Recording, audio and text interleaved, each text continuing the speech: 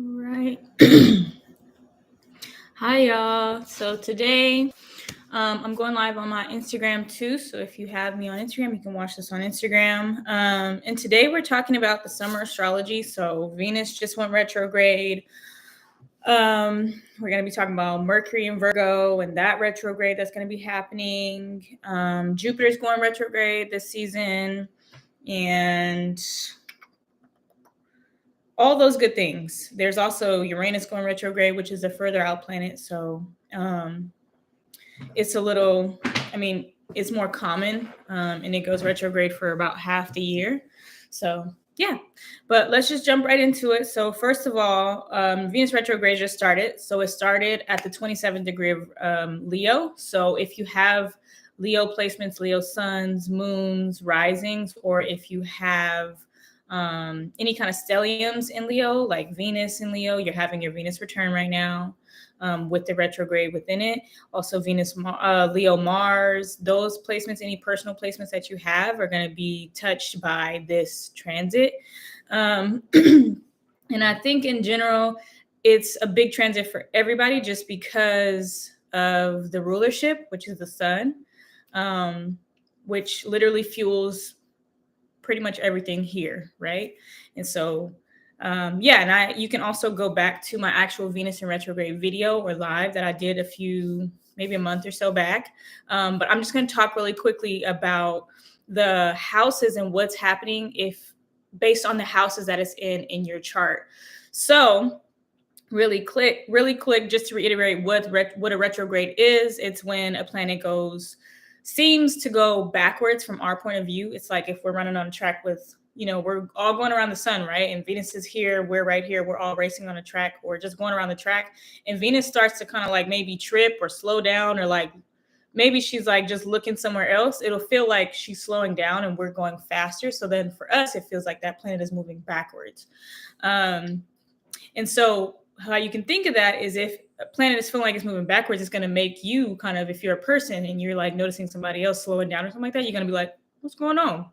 It's going to make you kind of draw back or take a moment to kind of like reflect, right? What's happening there? What's going on, right? So that's what kind of happens when planets go retrograde. It's a moment of us to be able to draw back, reflect, kind of reiterate things, renew things sometimes, or reconnect, rewire.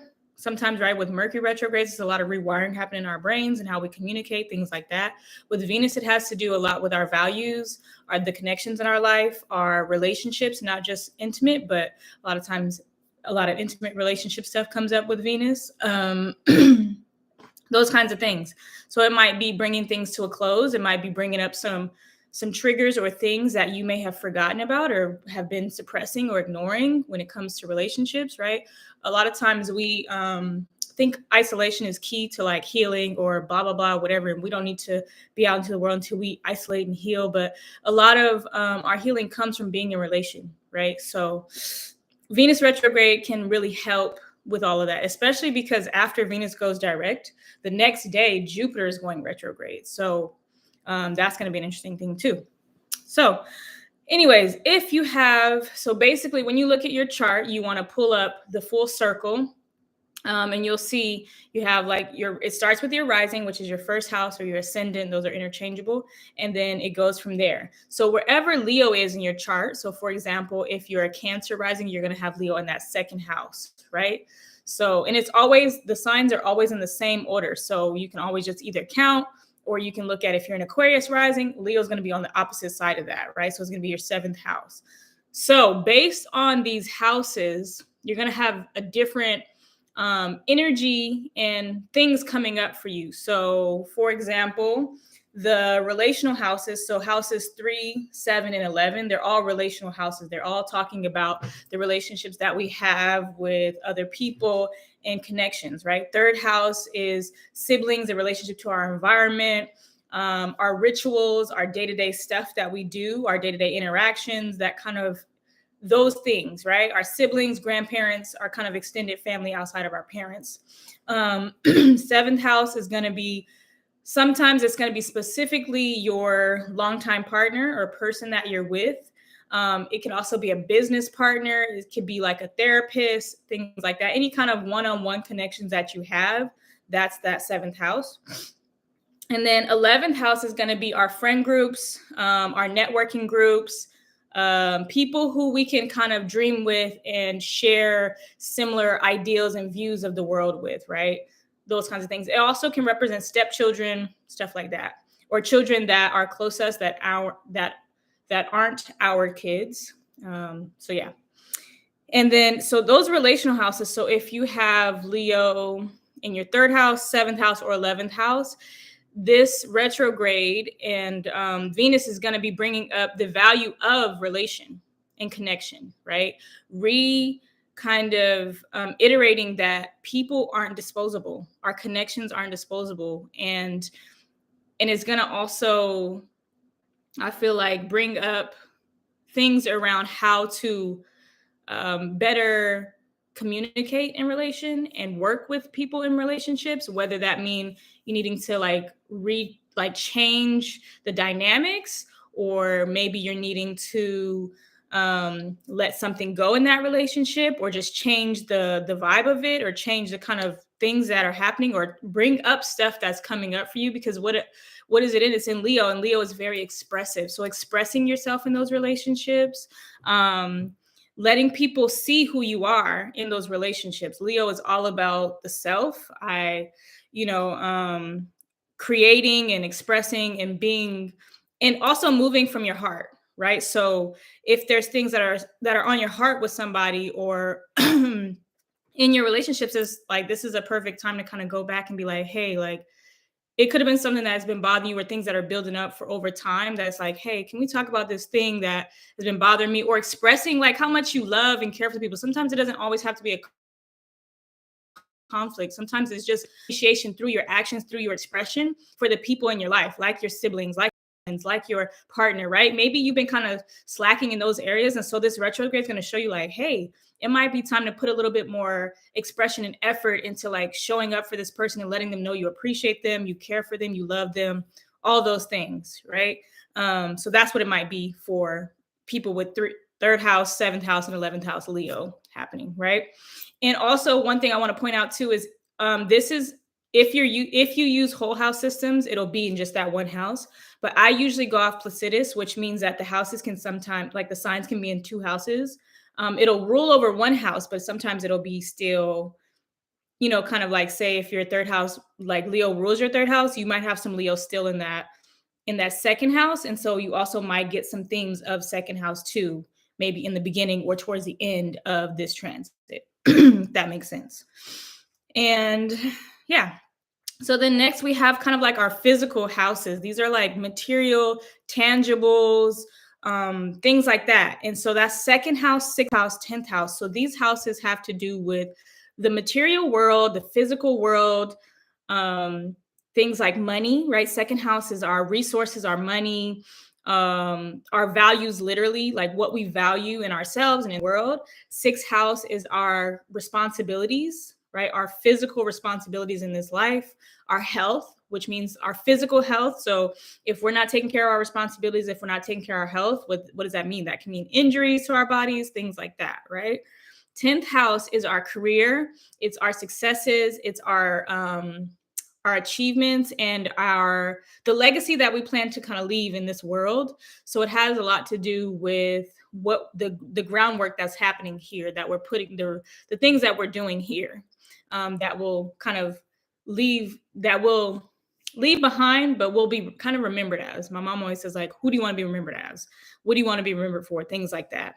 And so these kind of more material, sensing kind of houses have to do a lot with like valuing, like reiterating and going to what are your values when it comes to money, your resources, right? The things that are close to you. You might feel during this time more attached to things, like actual things, tangible stuff.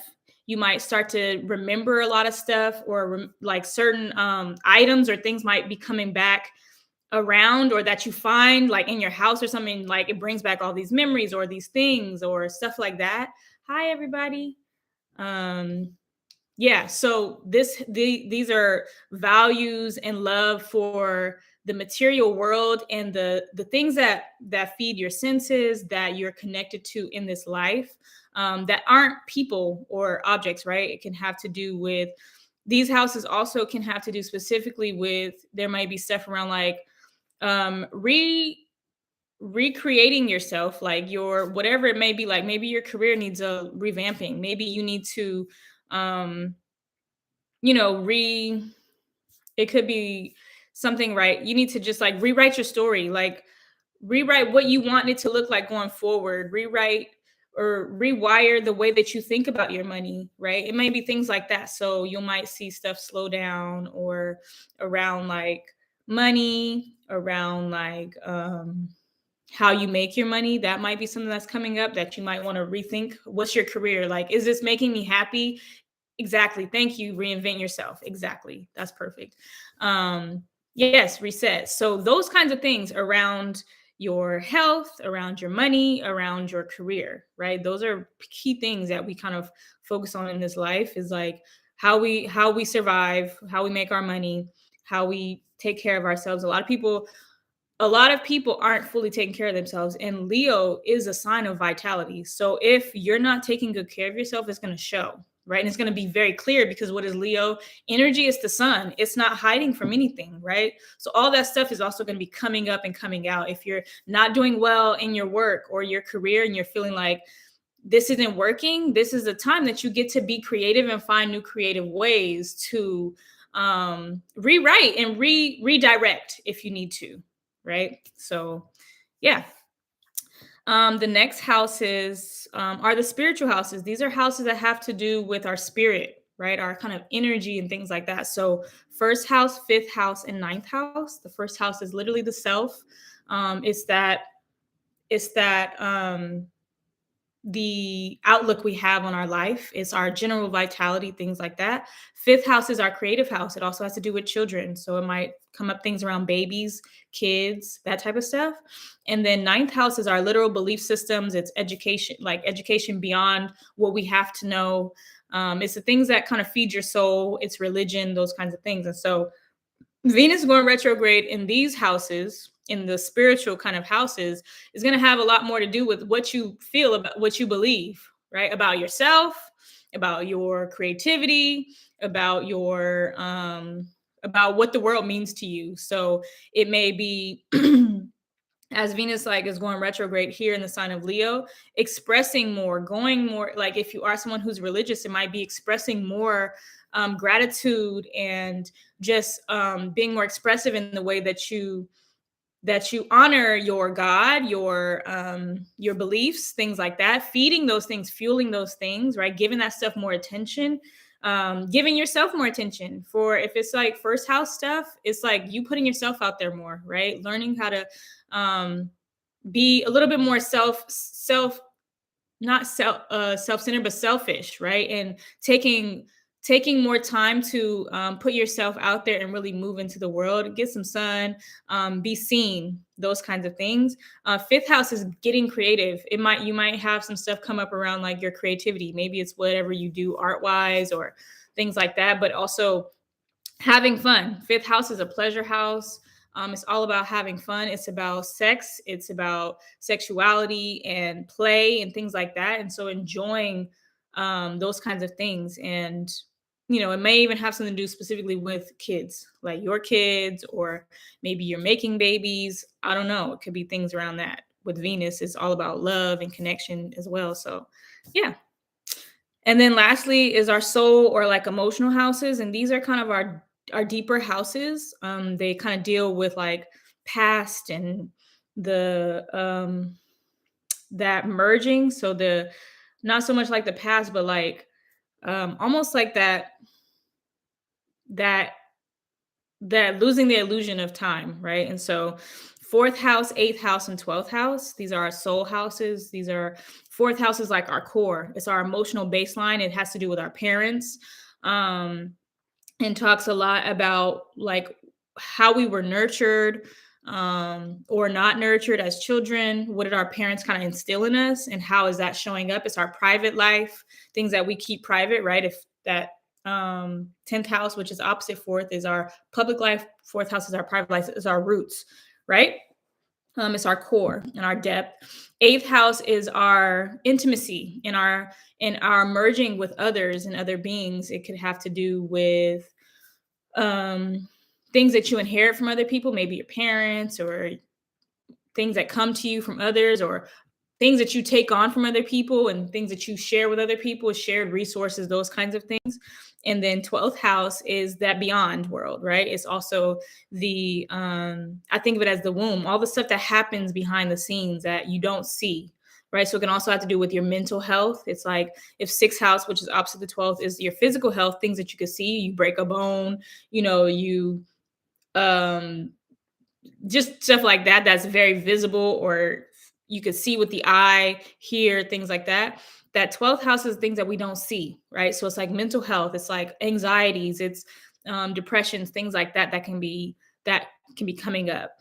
And so with Venus going retrograde in these houses, it's going to have a lot to do with maybe going back in your childhood. It could bring up childhood stuff.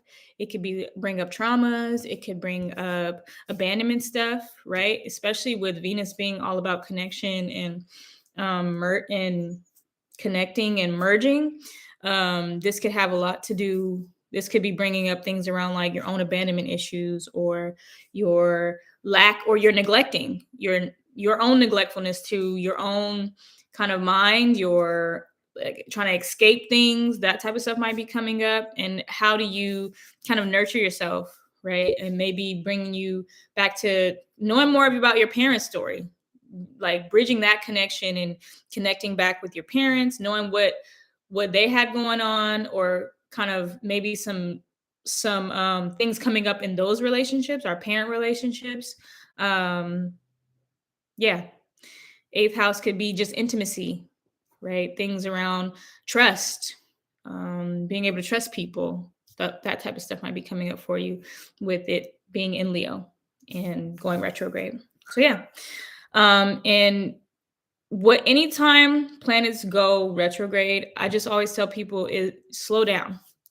Just slow down. Like, think before you speak, think before you act. Take a moment, take a breath before you kind of just do something or just respond to something or things like that. Because retrogrades are telling us, like, all right, let's take a breath, let's slow it down.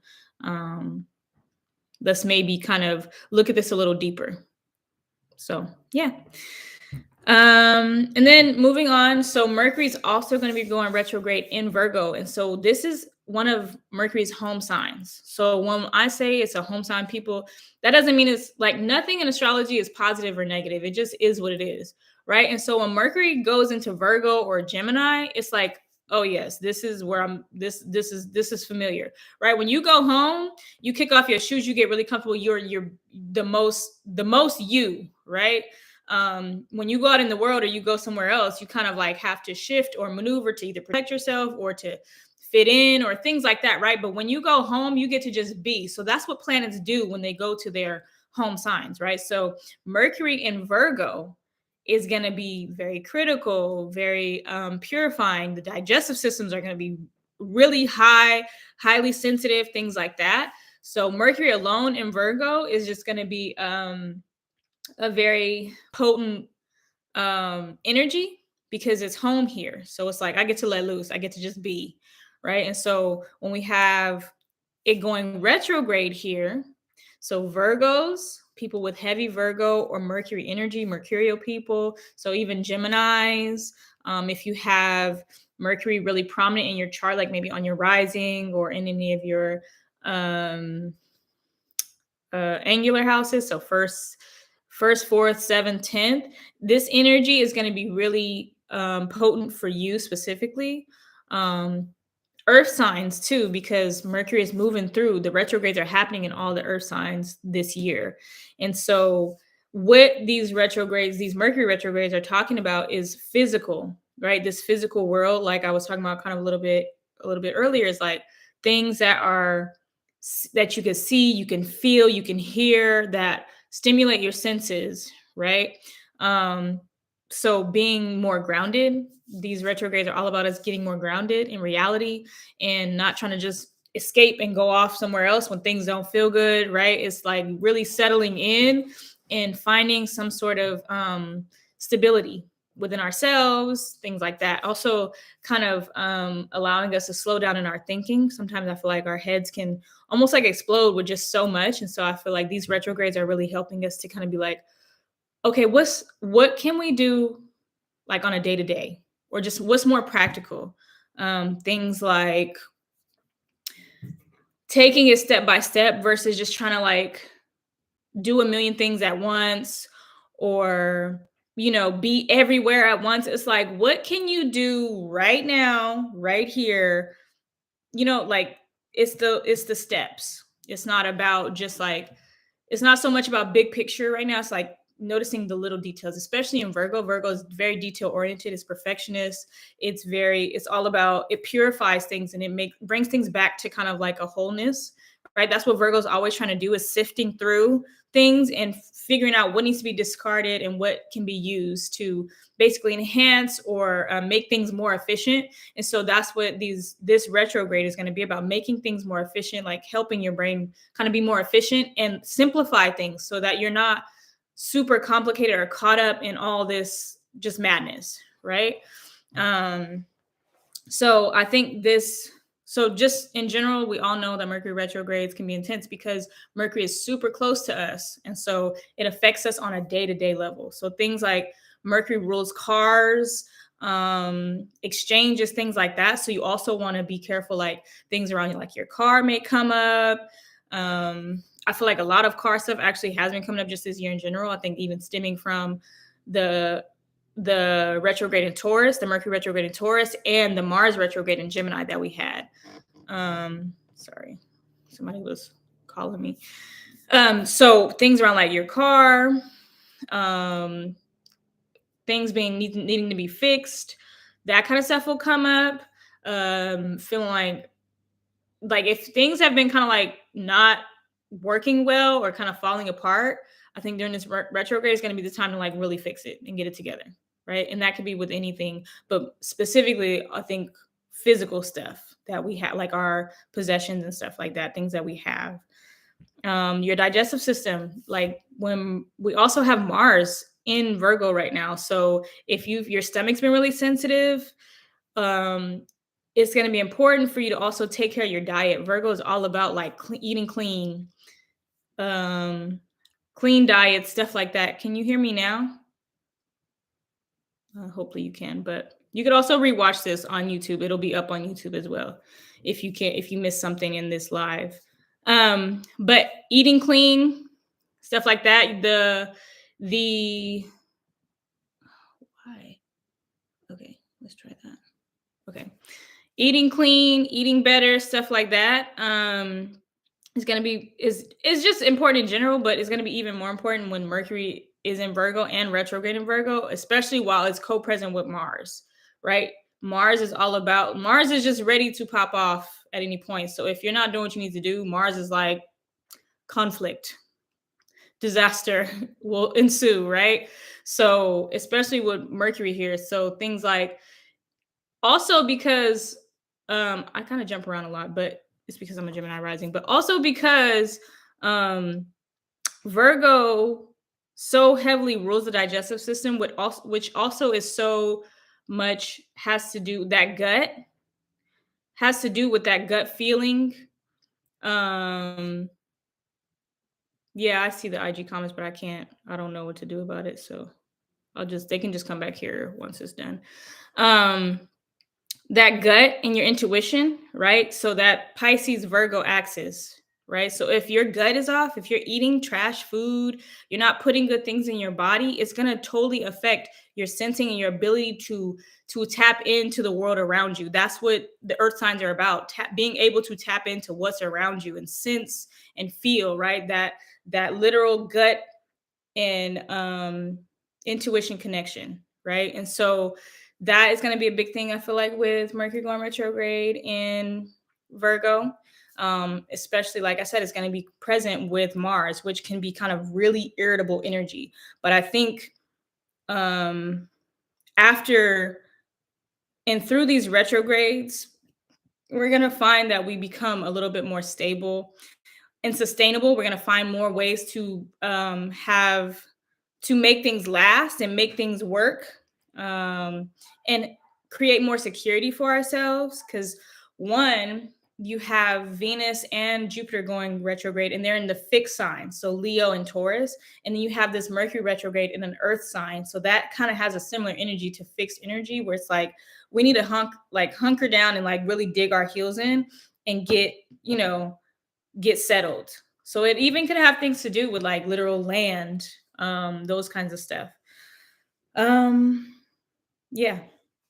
And then just be aware that when Mars and Mercury are both co-present in Virgo, people may be more finicky, picky, critiquing.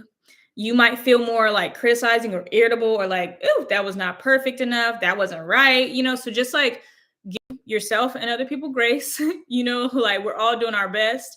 Try, I feel like with Mars and Mercury, it can be like anger and like conflict coming off just by the words you say or hearing something not quite right. Misunderstandings can happen, those kinds of things, when Mercury is in his home sign and you have Mars here. So, and they're going to be co-present together between basically all of August. So August might be a little bit of a touchy month,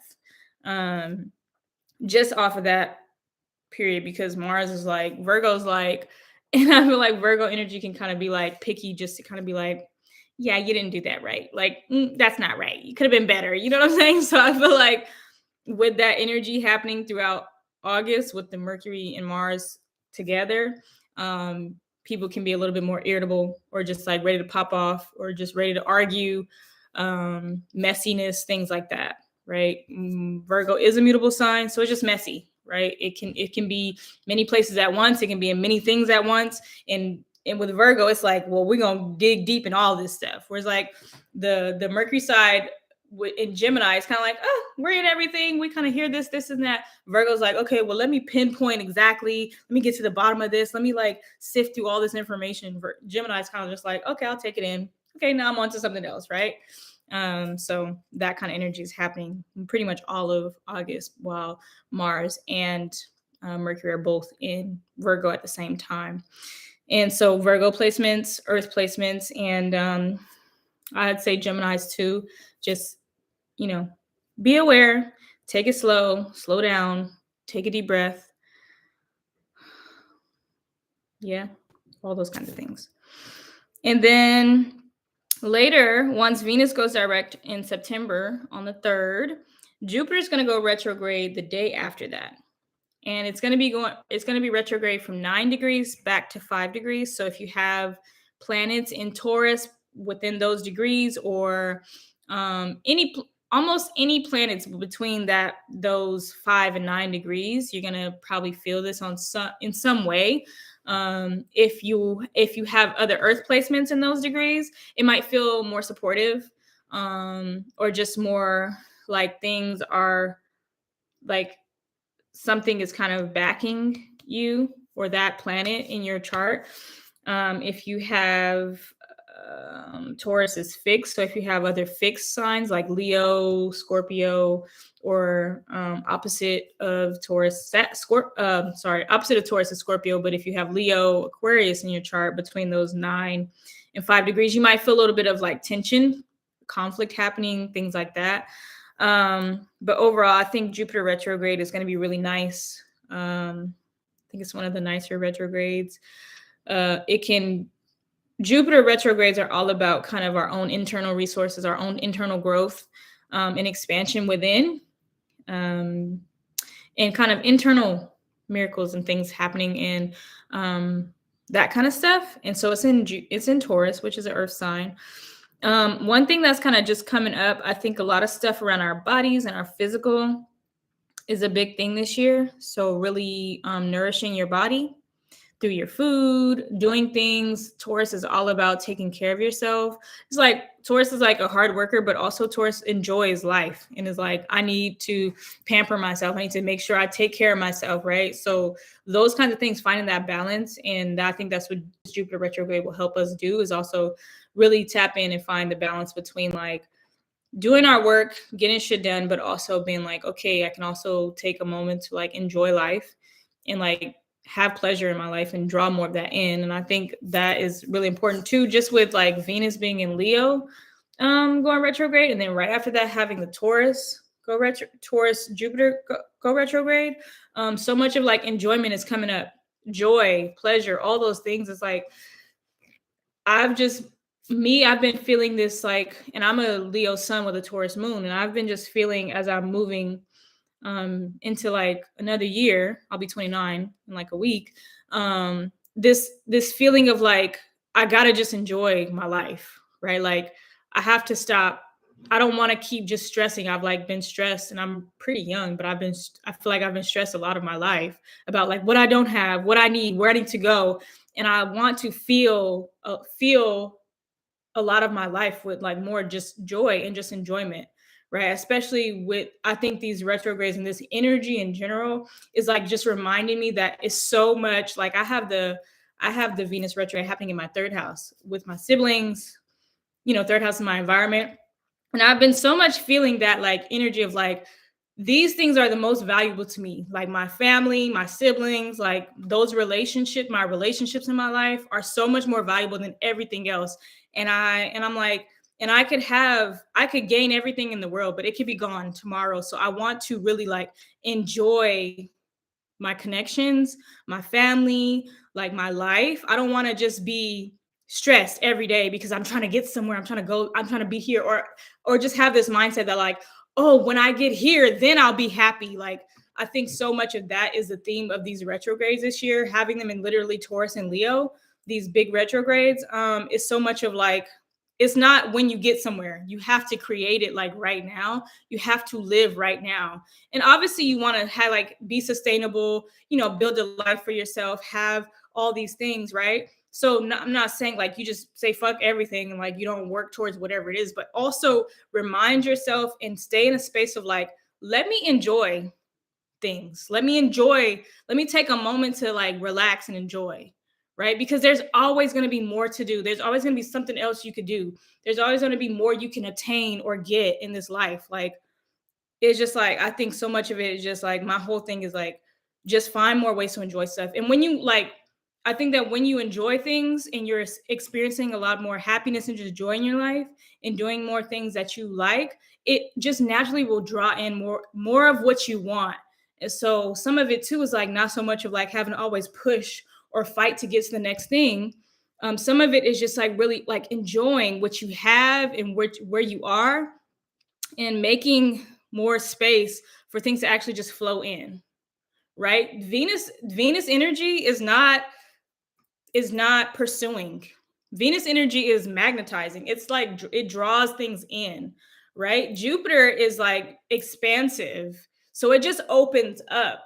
This energy is not being like, this isn't Mars energy where it's like, go get it, go get her energy, things like that, right? This energy is like, open up, and like attune to what it is that you want, like within yourself, right? Retrogrades are all about getting internally right and like noticing and realizing that everything is already within us. I feel like I say this all the time, but it's always already within you. Like you came into this world whole with everything that you needed. And so much of this energy is just reminding you of that and like telling you like, hey, if you actually just pay attention right here and like look into your heart and into what you already have, you'll realize that you don't have to do all that to get to the next thing, right? You could exactly fall back and chill, and not even so much like fall back, but just like relax a little bit more, like just soften a little bit more, you know what I'm saying? So yeah.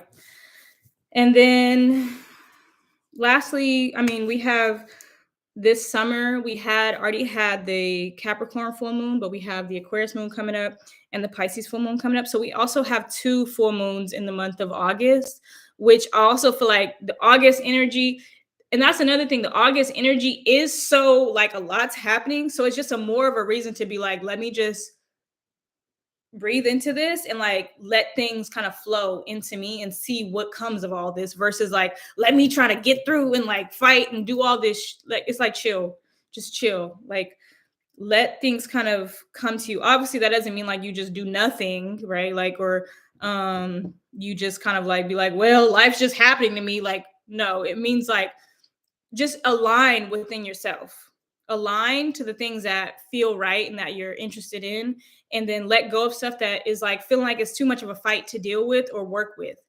Like, let it go. And it might just be you need to put it down for right now, and maybe you can come back to it another time, because that's what usually happens. It's like if you're pushing and like feeling like you're at in a fight with everything, then it's probably just like not quite the time for it, or it's just not aligning in that moment, and you can come back to it some other time, right? Especially because like as humans, just in our society in general, like every day is a battle. Like you battle with so much every day. Like our air is bad, our food is bad, the television is like everything is like attacking you. So it's like, why fight with like why keep, you already have to fight with those things. Like, don't, the biggest thing is like make more space for love and joy within like your relationships. You don't want to come home and be fighting with your partner or your family. Like, there's already so much battling happening outside. So like get right within and like don't have those battles within yourself. Like let it go, you know? Um yeah. And I think that cap moon that we had back on the 3rd was kind of like reiterating, like having those boundaries, like creating that boundary. Also reiterating, like, what's your blueprint? What is your, where's your tunnel vision? Because you don't need to focus on all that other shit. Right. And then as we move into Aquarius is kind of like getting your mind right. Right. Like if your mind's right, your body will follow. Right. Aquarius is such a mental fixed energy. And it's also communal energy. So that's another, being in connection, um, softening into those things. And then we have the Pisces full moon at the end of August, and that is having to do with, your spirit, your soul, opening up, seeing the bigger picture at the end of the month. You know what I'm saying? Especially with all the Virgo stuff and being so like in the details and in the day to day, and in kind of like the nitty gritty. It's like that Pisces full moon will round it out for us. Like, okay, I can see the vision, right? I can see where all this is going, and I can trust, right? And then we have new moons. We had the Cancer new moon on the 17th. I think that brought us back to a lot of connection with just like younger us, and like our babies and our moms, and our just that nurturing feeling. Maybe it had to do, maybe not even specifically your mom, but like your nurturing kind of energy from your parents, those kinds of things. I feel like it brought up a lot of emotions for people, and just that like feminine aspect of things, and kind of reiterating like, what do I want to cultivate, and what do I want to grow? Where do I want to grow? What do I want to grow? What am I cultivating in myself? What am I cultivating in the world? Those kinds of things, right? The Leo new moon's coming up on the 16th of August, and that's going to be all about like, right, coming out of Cancer. Cancer is all about, it's kind of more internal, more reflective, whereas like Leo is all about outward energy and highlighted energy, right? It's literally the moon and the sun. And so as we move into the Leo new moon energy, I think it'll be about just like being expressive, especially as it's like coming off it's like during the Venus retrograde, right? So what are you learning, right? In August, like think back of, what are you learning about yourself? Where do your values lie? And what do things mean for you? Right? And how are you expressing that? How are you letting that out? How are you like opening up your heart to things? How are you being received by others and in the world? Those kinds of things. And then we'll move into the Virgo new moon, which will also be closing out Virgo retrograde, the Mercury retrograde in Virgo. So I think this is really nice to have that Mercury retrograde happen, and then like right after that, you have this Virgo new moon. Like, okay, what did you get from all that, and now where are we going with that? Like what lessons or realizations did you come to? What perspective do you have now? What new information can now guide you, right? And where are you going with that? what do you want to go, where do you want to go with that? And that'll also set us up too to kind of get ready for fall, and that kind of more starting to go inward energy, that more kind of like hermit energy that think Virgo kind of gets us in the mode for, that like steady energy that Virgo gets us in, right? Because if you notice, school starts back during around that time, late August, early September. I think it used to be early September. I'm not sure what it is now because I haven't been in school in a while. But yeah, that kind of more hermit mode, study mode, inquisitive mode, that analyzing mode that we kind of go into as we start to shift into the fall and into the more of the things kind of dying off and the season changing, stuff like that. Yeah, there is also going to be, Uranus is going to be retrograde in Taurus as well. It goes retrograde on the 28th, which is right before the Jupiter retrograde. And so Uranus is also co-present with Taurus energy. And I don't know if you've noticed that the weather has just been like all over the place. We've had all kinds of just wild natural disasters everywhere around the world, stuff like that. I think that's very Uranus and Taurus. And so we'll have a retrograde there with Jupiter as well. And I think Uranus brings up a lot of energy around like innovation and unconventionality, if that's even a word, but things not having to look a certain way. So whatever it looks like for you, it can look like that for you. It doesn't have to look like what everybody else got going on or what other people think you should be doing, or your life should look like, or what your self-care looks like, or how you should take care of yourself. It should look like what feels right for you. Yeah, I think that is all I've got today. Yeah, so I hope this is helpful. I also am happy to do Venus retrograde readings. I think I might actually put them up on my website within the next couple of days if you're interested in a reading for Venus retrograde or Jupiter retrograde, things like that, and what that can specifically, and we can kind of dive into what that can specifically look like or mean for you, what might be coming up for you, those kinds of things. And I also have regular, just all kinds of different readings on my site, like birth chart readings, transit chart readings, whatever, that you can schedule and book with me. So thank y'all. I hope this was helpful. See you next time. All right. And